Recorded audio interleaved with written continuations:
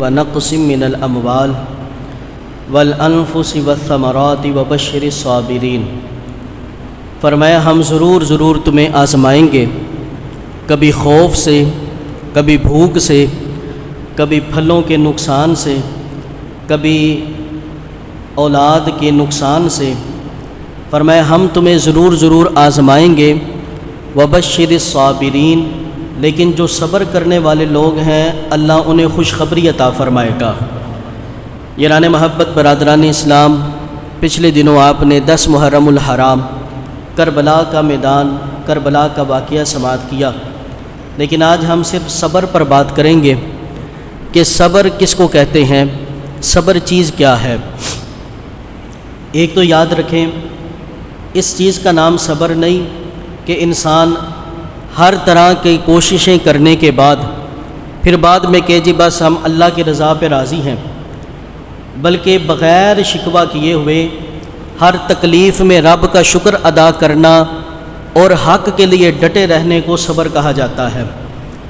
حضرت امام علی مقام امام حسین رضی اللہ تعالی عنہ، آپ کی ساری زندگی بالخصوص واقعہ کربلا یہ اسی عظیم سبق کی داستان ہے کہ ایک طرف ظلم پہ ظلم ہے اور دوسری طرف حق پہ ڈٹ جانا اور رب کا شکر ادا کرنا۔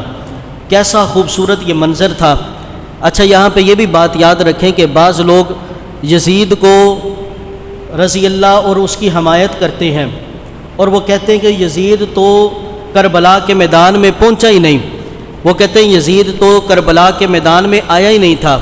کوئی صحیح تاریخی روایت ملتی نہیں ہے کہ یزید کربلا کے میدان میں آیا ہو۔ میں کہتا ہوں کہ شہادت امام حسین رضی اللہ تعالی عنہ یہ تو اتنا بڑا جرم ہے کہ اس کی سزا تو ابھی باقی ہے۔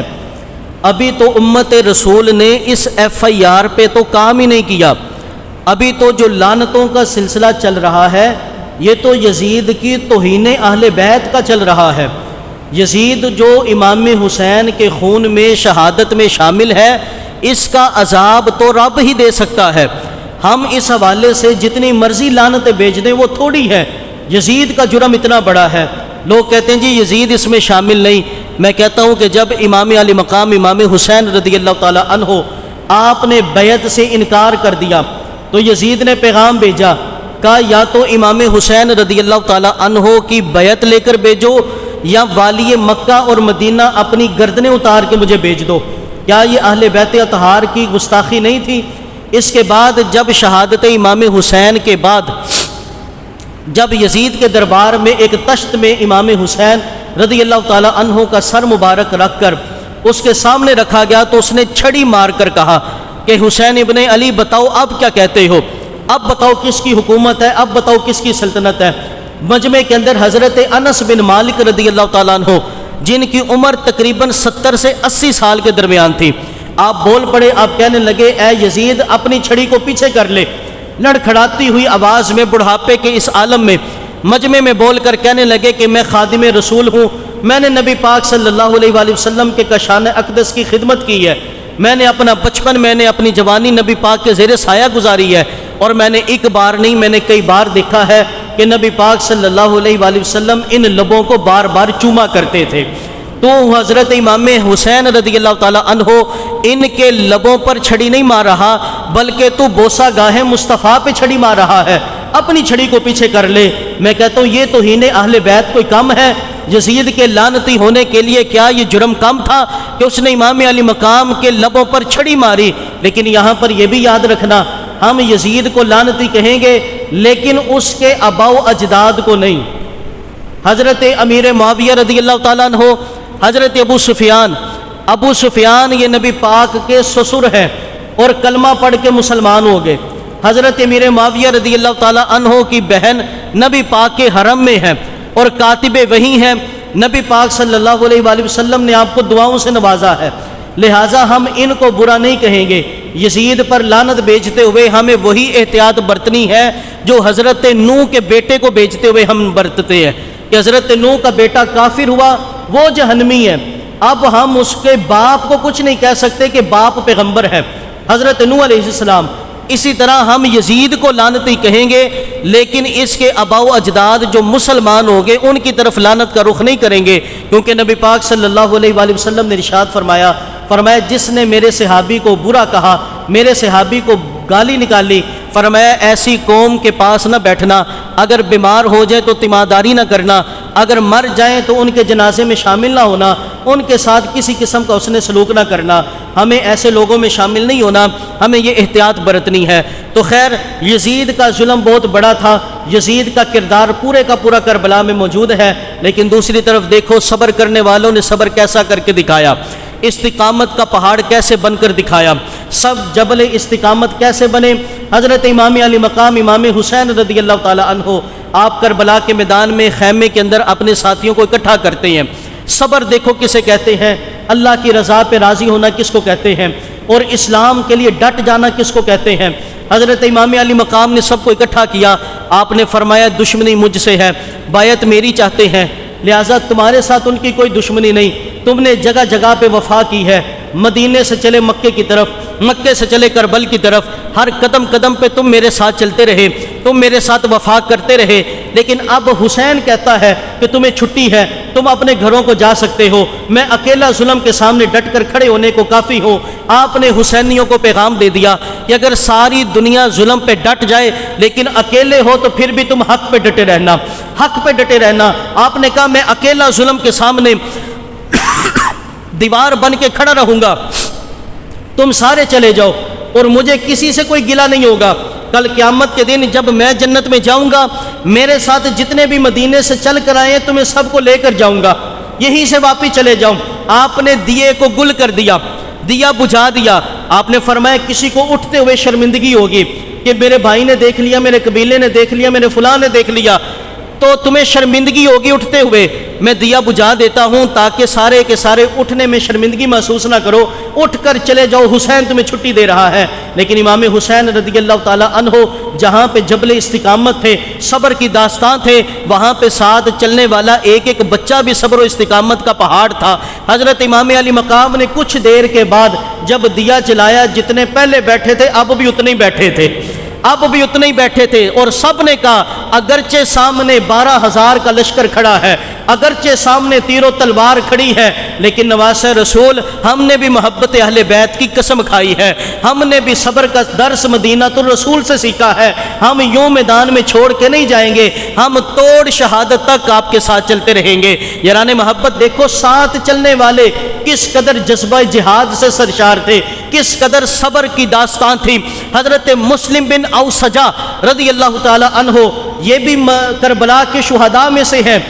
حضرت مسلم بن اوسجہ آپ جب میدان جہاد میں اترے، میدان جہاد میں اترے تو آپ کا لاشا مبارک جب زمین پہ آ رہا تھا، حضرت امام علی مقام امام حسین رضی اللہ تعالی عنہ اور آپ کے ایک دوست تھے بچپن کے حضرت حبیب، یہ دونوں آگے بڑھے حضرت مسلم بن اوسجہ کا جسد مبارک اٹھانے کے لیے۔ ابھی چند سانسیں باقی تھیں، ابھی چند گھڑیاں باقی تھیں، ابھی تھوڑی سی مہلت باقی تھی۔ حضرت مسلم بن اوسجہ حضرت امام علی مقام کی باہوں میں آتے ہیں۔ حضرت حبیب کہتے ہیں یار اتنی جلدی، ابھی تو بہت ساری جنگیں ہم نے لڑنی ہے، ابھی یہ پیار محبت کی داستان چل رہی تھی۔ حضرت مسلم بن اوسجہ نے ہچکچی لگائی اور آخری لمحوں میں بس یہ جملہ کہا حبیب میں اپنا امام تمہارے سپرد کر کے جا رہا ہوں، میرے امام کا خیال رکھنا، میرے امام کا خیال رکھنا۔ یار کیسے وہ لوگ تھے، کیسی محبت اہل بیت تھی، کیسا ان کے اندر صبر کی داستان تھی، کیسے وہ جبل استقامت تھے، کیسے وہ حق کے لیے ڈٹے ہوئے تھے۔ نہ اس وقت بچے یاد آئے، نہ بیوی یاد آئی، نہ گھر یاد آیا، نہ کاروبار یاد آیا، یاد آیا تو بس امام حسین یاد آیا، یاد آیا تو محبت اہل بیت یاد آئی۔ ایک نہیں، جس بھی نگینے کو پکڑو گے، جس بھی شہید کربلا کی داستان کو پکڑو گے تمہیں ایک سے بڑھ کر ایک ہی نظر آئے گا۔ حضرت وہب رضی اللہ تعالیٰ عنہ کو دیکھو، حضرت وہب یہ بنو کلب قبیلے سے تھے۔ وہ نبی پاک صلی اللہ علیہ وسلم نے جس قبیلے کے مشابت دے کر ارشاد فرمایا تھا نا کہ جو شب برات کی رات کو عبادت کرتا ہے، اللہ کریم بنو کلب قبیلے کی بکریوں کے بالوں کے برابر اللہ کریم جہنم سے جہنمیوں کو آزاد کرتا ہے۔ اسی خوبصورت قبیلے کا یہ فرد ہے حضرت وہب رضی اللہ تعالی عنہ۔ یہ کیسے خوبصورت نوجوان ہیں یار، باپ ان کا شہید ہو چکا، ماں ان کی بیوہ ہے، اکلوتا بیٹا ہے، 17 دن ہوئے ہیں شادی کو، 17 دن ہوئے ہیں شادی کو، 17 دن جس کی شادی کو ہوئے ہوں، ابھی تو ان کے سیر سپاٹے ختم نہیں ہوتے، ابھی تو دلہن کہتی ہے میری مہندی کا رنگ ہی پھیکا نہیں پڑا، میں نے تو گھر کے کام ہی نہیں کرنے۔ لیکن یہ جوڑا کتنا خوبصورت تھا، محبت اہل بیت کیسی تھی، صبر کی داستان کیسی تھی، اسلام کے لیے قربانیاں کیسی تھیں۔ خدا را اپنے بزرگوں سے منہ نہ موڑو۔ آج چند دانشور، آج چند مفکر، آج چند لبرل کے پیچھے لگ کر اپنے اسلاف کے دامن کو نہ چھوڑو۔ ہمارے بزرگوں نے یار بڑی قربانیاں دی ہیں، ہم تک دین پہنچانے کے لیے بڑی بڑی قربانیاں انہوں نے سر کی ہیں۔ حضرت وہب 17 دن ہوئے شادی کو، ماں دروازے پہ دستک دیتی ہے اور کہتی ہے بیٹا ذرا میری بات تو سنو۔ بیٹا باہر حاضر خدمت ہوتا ہے، ماں کہتی ہے بیٹا کل قیامت کے دن سب کو بلایا جائے گا، فلاں بیٹے کی ماں آئے، فلاں بیٹے کی ماں آئے۔ لیکن آپ کہنے لگی میں یہ چاہتی ہوں کل قیامت کے دن جب مجھے بلایا جائے تو رب کی طرف سے آواز یہ آنی چاہیے شہید کی ماں حاضر ہو، شہید کی ماں حاضر ہو۔ 17 دن ہوئے شادی کو، آپ نے کہا کہ نواسہ رسول کربلا کے میدان میں ہے اور میرا بیٹا گھر میں بیٹھا ہوں، میں یہ برداشت نہیں کرتی۔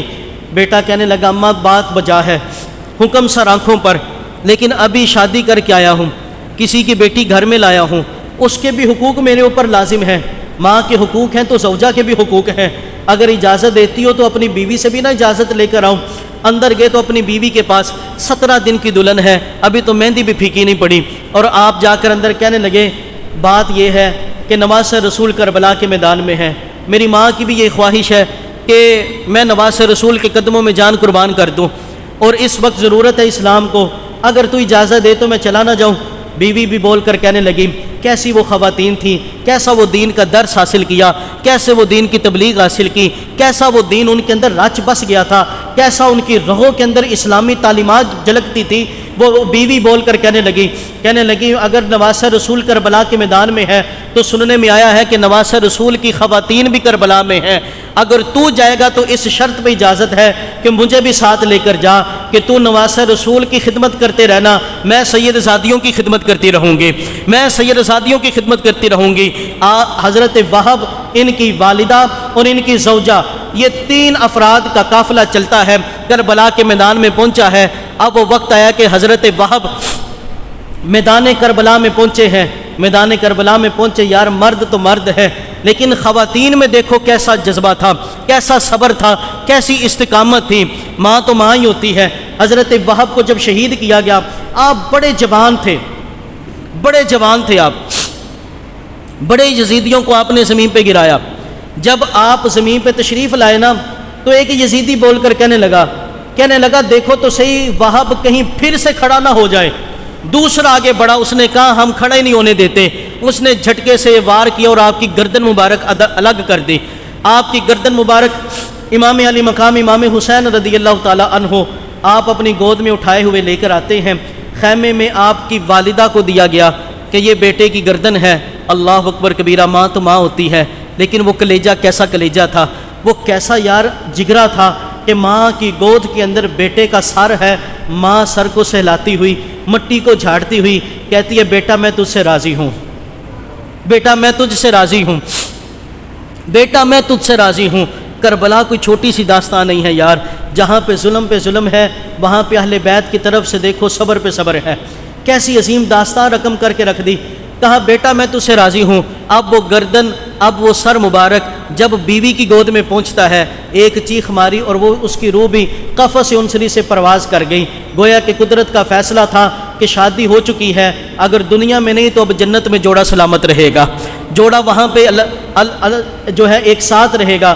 یاران محبت برادران اسلام، جس بھی شہید کربلا کو اٹھا لیں، سب صبر اور استقامت کی ایک عظیم داستان ہے۔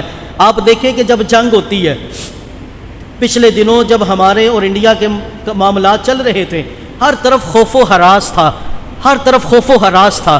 ہماری فوج بڑی تگڑی، ہمارے پاس اسلحہ بڑا تگڑا، لیکن اس کے باوجود ہر طرف خوف و ہراس تھا کہ جنگ نام ہی خوف کا ہے، جنگ نام ہی خوف و ہراس کا ہے۔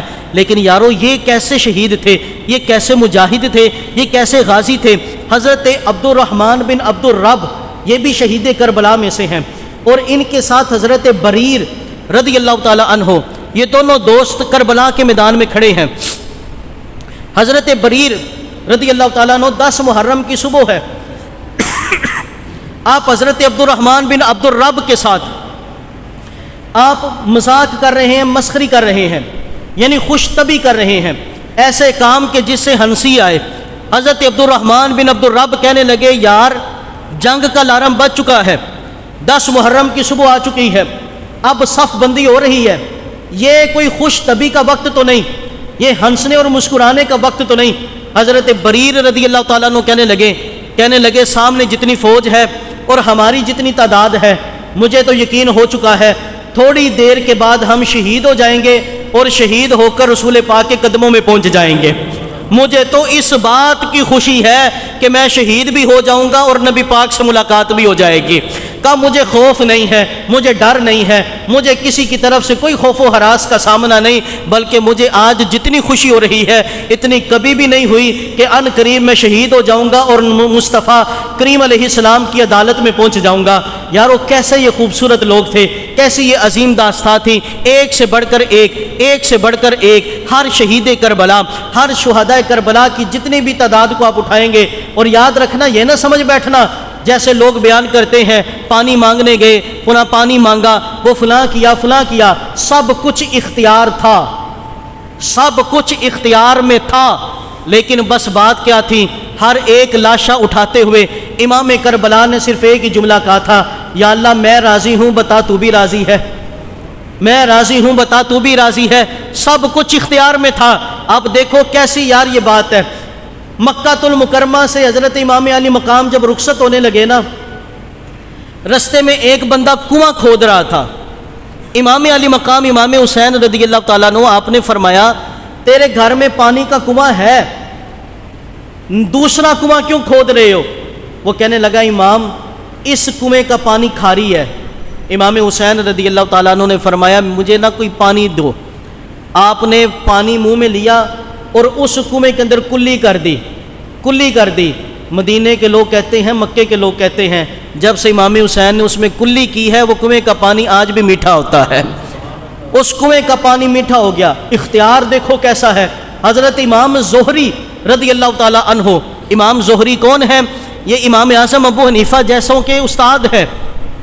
امام زہری کون ہے؟ یہ امام بخاری کے استاد ہیں، عظیم محدث حضرت امام زہری رضی اللہ تعالیٰ عنہ۔